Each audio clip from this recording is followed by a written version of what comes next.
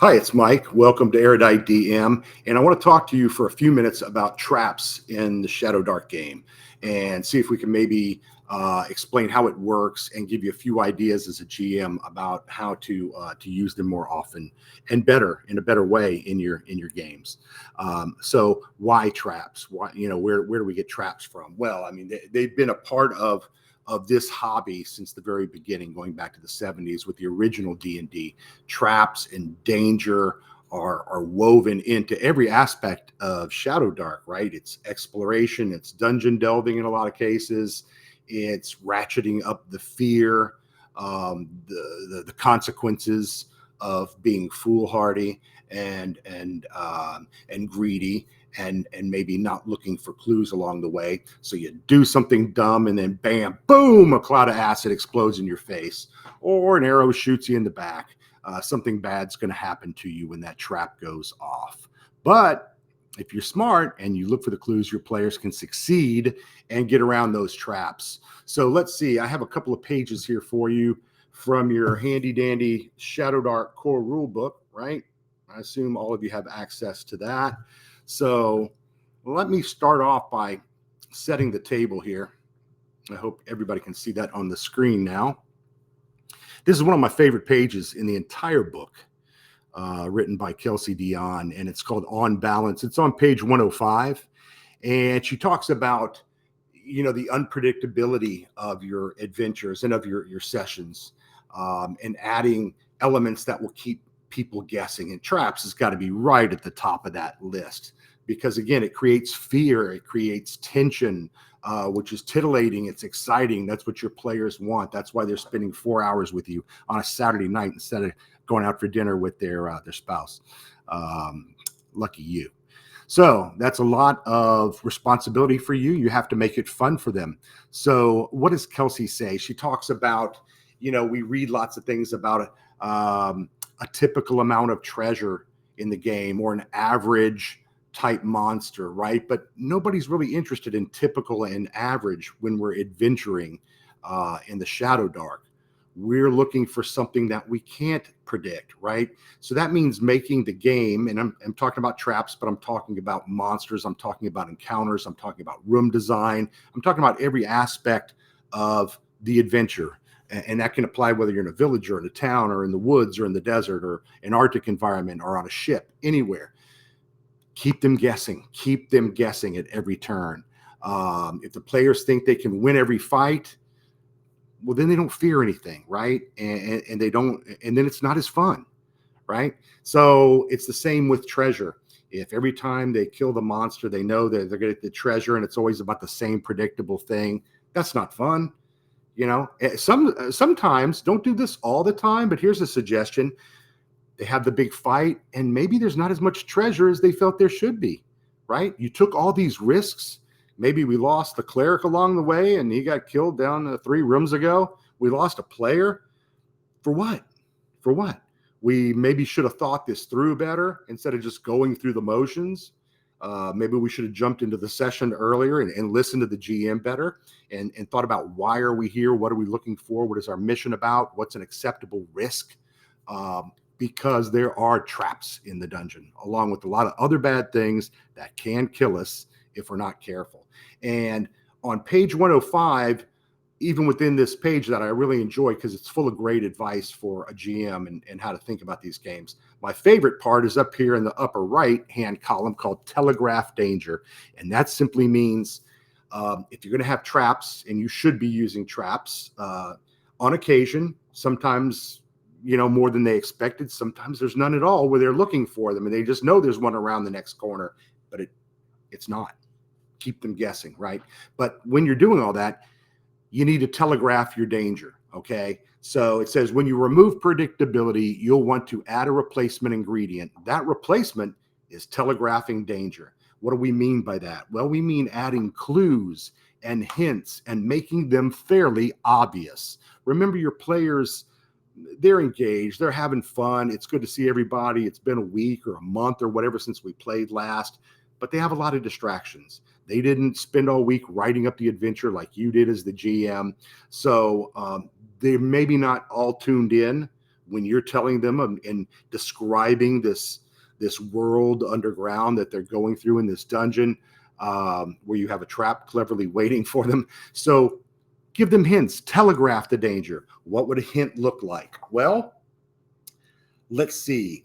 Maybe earlier in the dungeon, they find an old skeleton that's got a parchment, tightly clenched in its fist, and they unroll it, and it starts to crumble, but they can still make out, something about a trap. Beware the pit, or it gives them some other verbal clue or something written there that gives them some information they need that says, hey, be careful. Something's going to try to kill you up ahead. Or maybe they go into the chamber. There's an altar in the middle of the room, and they're all sitting there in the torchlight trying to study the altar. And then they notice there's a skeleton at the base of the altar with something that looks like a giant crossbow quarrel, splat through the head. Or maybe the stones all around the altar have something that looks like acid that's scorched, put scorch marks into the stone at the base all around the altar. Or maybe there's dried blood or chalk scrawled on the wall where somebody wrote with a finger at an earlier time, and they're gone now, but they left that note behind hundreds of years ago, saying, beware, watch out for the arrows, watch out for the pit, spikes overhead, whatever it might be. You don't have to be that literal, but telegraph the danger. And I like the rule of thirds. So somewhere along the way, I'm going to give them 3 bits of information. If I'm a good GM and I remember to do it, I'm going to give them 3 instances where they should not be surprised if they come across a trap, and they should know better. So that's the idea of On Balance, page 105. It's a really important page. The last section talks about choices matter and what they do, and they should learn from those choices. That's very important, and very true with traps as well. Let's go on to the next section, and that is going to be, let's see. Let's go look at a thief. Say we have a thief with our party. We know something about thieves and traps. If you play D&D for any length of time, or most of the other systems, DCC and others, thieves have certain skills, and it always seems like traps are one of them, and finding traps and so forth, and working on them, like picking locks and things. So here we are. Sure enough, this is page 22, and this is the thief class, the description of your skills in the game. You're adept at thieving skills, and you have the necessary tools of the trade secreted on your person. Okay. The type of skills we're talking about are bulleted here on the page in the right-hand column: climbing, sneaking and hiding, applying disguises. And the 4th bullet down, there it is right there in black and white: finding and disabling traps. So does that mean you can't find a trap if you don't have a thief? Of course not. You can still look for a trap. And in Shadowdark, they wrote it in such a way that if you mention it and you tell the GM, okay, we're going to search very carefully all around the altar. We're looking for pressure plates. We're looking for little murder holes overhead. Is there anything that's going to shoot spears at us? Is there, we're looking for signs of something. We're checking the stones all around the altar. You will find it. That's the way they suggest in Shadowdark that you do it. Let them find it. Okay. Now, disabling, it's a different thing. And a thief will come in very handy there for you. And the way we typically do this is, that's your thief class. There's your finding and disabling traps. Let me go to the last page I wanted to show you here. This is actually the traps page, which is on page 114. So we're going to let them find it if they look for it. In most cases, we're not going to make them roll yet. But when they try to disable it, when that thief goes in there and says, okay, I found the trap, it looks like it's got a little tripping mechanism that's going to release 4 darts from 4 spots in the ceiling that all shoot down and descend around the altar. First off, everybody get clear, get back. So anyway, you're going to role play through it, and you're going to tell them, but then you're going to have to make a check on the die. Okay. So you're going to make a difficulty check. Let's say it's a difficulty check. I've decided ahead of time, a little harder than average. It's going to be a 12. Okay. Because I'm a thief, I'm going to use my primary ability, which is dexterity. So let's say I have a +2. So a 12 with the +2 modifier in my favor. Now I have to roll a 10 or more on a 20-sided die to be able to disable that trap. Okay. Let's see what they say here on the page. They talk about using a tell. Most traps should have a hint or a tell. Be careful not to make traps too frequent or the game pace will suffer. That's true. They're a lot of fun, but it's a lot of guesswork for the player, so it's exciting to them, but you can easily, burn up 20, 30 minutes on one room and one trap. And in Shadowdark, chances are the torch timer's ticking and burning down. Next thing you know, you're standing there in the dark and every monster descends upon you and you're dead. So be careful how much time you're spending on this. The next section down in the first columns talks about finding the traps. Characters who search, which is what I was talking about with your DC check, they search a specific area or an object for a trap. I'm sorry, this is finding the trap. They automatically find it. No DC check even required yet. Going to the right-hand column at the top, disabling. This is the part. This is the part where we want to rely on a difficulty check. So the GM should decide the difficulty level of this particular trap and how hard it will be to disable it. Thieves who are trained in tinkering and working on traps can describe how they disable it or circumvent the trap. Again, it's a role play opportunity for the thief, who sometimes doesn't get to shine as much as the frontline fighters or the big-time spellcaster.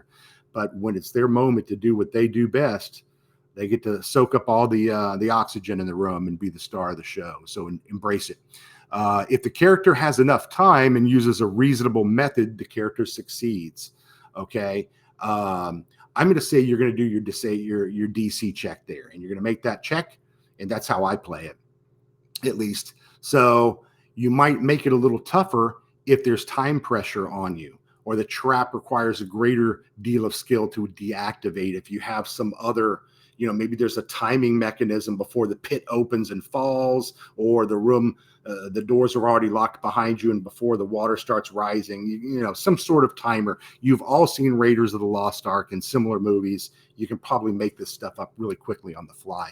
So let's say you find the trap, you roll to disable it after you've studied it, you succeed. If you don't succeed on disabling it, maybe there's maybe there's no harm, no foul, because the thief was prepared for it. And if it went off, he had studied or she had looked and understood the directions and the effects of the trap. So you're able to save and not incur any damage. It just depends on how the DM plays it out. The bottom part of this page is the fun part. So let's say you're in a dungeon and everybody's kind of sleepwalking through it. It's not dangerous enough. The monsters aren't high enough level or something, but you need something to really jazz it up here in the session to add some excitement. Throw in a trap. You can do this on the fly. And that's one of the great aspects of Shadowdark is not just traps, encounters and inns and, die roll games like I think is it Hazard? I forget which one it is. No, it's Wizards and Thieves or something. Hazard was a real die game they played in medieval Europe, which basically became craps that we play today at the casino and lose all of our money.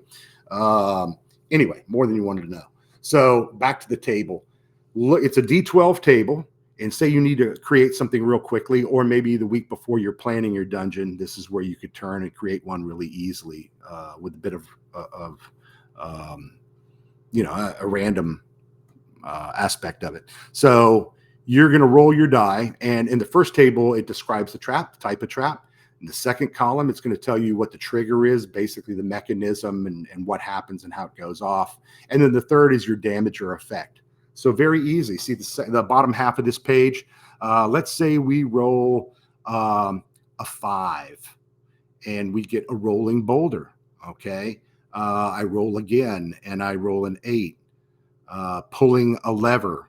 Okay. So maybe there's a lever in the room. We're not sure what it does. We're going to pull it because we think it's going to do something good or open a secret door. Well, instead it releases a rolling boulder, pops out of the wall very rapidly. And now we're going to have to do dexterity checks to jump to the side, or else would be one more roll of the D12. And let's say I roll a 9 this time. Well, that's 3D10. Wow. Conceivably 30 points of damage, killing a lot of characters in Shadowdark. So hopefully you see how to use the table. It's very simple. It's very fast.